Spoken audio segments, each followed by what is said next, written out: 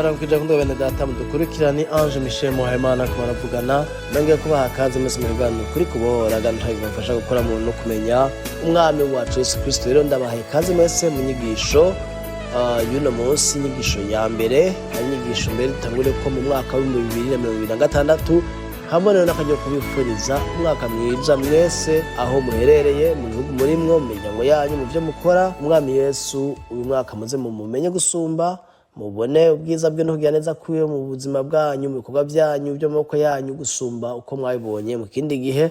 Abagwaye abafise ibibazo bitandukanye mwibuka ko Yesu abakunda, ko atabahevye kandi abitwararitse. Nico bitwaye yuko muri kumuca aho hantu nta mvura idahita. Umwami Yesu abitwararitse ari kumwe namwe, kandi ndazi ko azobucinzira imiryango ikuguruka kugira ngo mukire abandi muve mu bibazo bigoye murimwo ibyo ari byo byose. Yesu ntashadashoboye, ashoboye byose. Rero kaze mu nyigisho tugiye gutangurana n'umwaka aho tugiye kwiga itandukaniro ry'isezerano rya kera n'isezerano rishasha. Iki ni cigwa ku bantu benshi muzi shirahamwe New Covenant Ministries International, abantu kumbure muzi shirahamwe narindongoye mu Burundi New Hope Outreach Ministries, muzi n'ishure narindongoye Amazing Grace Bible Institute, kumbure abandi mwasengera mu ishenga narindongoye yitwa Iglesia Nouvelle Alliance canke New Covenant Church canke Fellowship. Abantu benshi twakoranye ibikorwa by'Imana, amaseminaire, amaconference nagendagisha gauche droite mu bihugu bitandukanye. Murazi yuko ari cigwa nigisha ko cane c'intangamarara y'ubutumwa bwiza, niko ndavyita introduction à l'évangile, niko ndacita. Ku bwanje cari cigwa ishengero ryose, ministeri yose yategeza kuba yigisha abakristo mw'ishengero kugisha gutandukanya ivyo bintu. Ariko ikintu kibabaje nuko abakristo benshi barahari baze kubira ni Bibiliya, nta tandukaniro hari isezerano rya kera n'isezerano rishasha.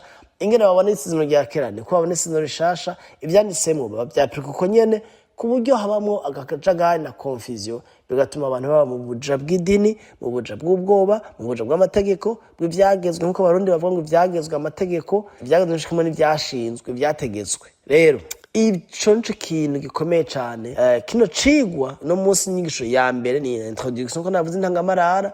Dushaka kubona by'ukuri umutima w'ubutumwa bwiza. Mbega itandukaniro ry'isezerano rya kera n'isezerano rishasha bihagaze kuki, biri hehe? Ico ni ikibazo ca mbere. Mbega vya bitangwana na isezerano rya kera tangwana na nitangure gice ca murongo wa mbere. Mbega ryo barirana na Maraki umurongo wa nyuma mu gice ca nyuma ca Maraki. Mbega isezerano rishasha ryo gitangwa na Matagi ca murongo wa mbere rikabananya gushika mu vyahishuro Yohana canke nivise handi itangurira atari ngaho onye. Ivyo ni ibibazo mbe dushobora kwibaza. Mbega ni iki n'uyeho murongo utandukanye isezerano rya kera n'isezerano rishasha?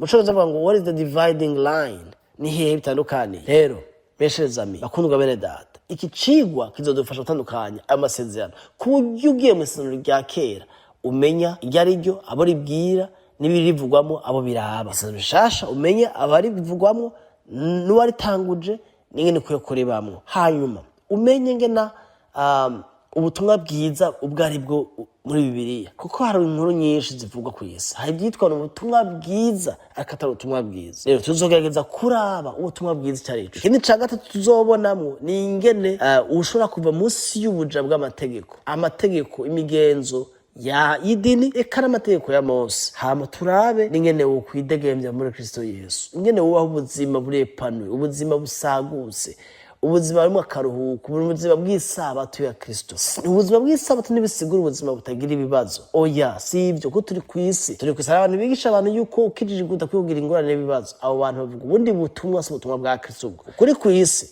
Yesu yavuze ngo muzohora n'ibibazo, muzohora n'ibigeragezo. Ahandi ho yabimeze uko abantu bose boshe bakizwa bagaca bava mu ngorane z'ubukene, mu ngorane z'ingwara, mu ngorane z'ibibazo mu miryango, mu ngorane za politike z'amacakubiri. Isi yoba ari paradizo. Ariko ivyo bizogera igihe Yesu aza kubikora agaha kwisi. Ariko muri kino gihe turacahora n'ibibazo, ariko isabato ni kantu kinini kwera mu muhemu yawe, kwera mu mutima wawe. Bakundwa bene data, iki cigwa ni cigwa ca introduction à l'évangile, ni intangamarara y'ubutumwa bwiza. Nje tuba nipfuza kuzogikurikira inyigisho zose ukazumviriza ku buryo ushobora gutahura ico Yesu yakoze. Yesu niwe dushaka kubona muri zino nyigisho, niwe dushaka kubona, niwe dushaka gutahura, niwe dushaka kumenya, niwe dushaka guhishura Kristo Yesu anyigijwe mu mirongo. Ushobora kugenda nawe ukiga, ariko kandi mu canyuma dushaka gukuramwo mu byo twavuze byose kujana kuri Yesu n'ibindi, turashaka gukundisha gusoma Bibiliya. Uyisomye ntikumva ko ari ikintu kigoye gutahura. Dushaka gukoresha bita interpretation christocentrique, aho isobanuro Bibiliya ribaze kuri Kristo n'ubwo yakoze. Rero aho Bibiliya isoma ukumvira ryoshe. No kuri je Bibiliya ndayisomye ubu nikindemera, nikimbihira, oya se nk'isomye kuko ni itegeko ikavrema. Oya vrema iraryoshe, ni inkuru nziza, c'est good news. Ni inkuru nziza, c'est une bonne nouvelle. Nta nkuru mbirimwo n'ibintu birateye ubwo birababaje. Oya urabibonamo Kristo ukabona mu kugira neza kwiwe.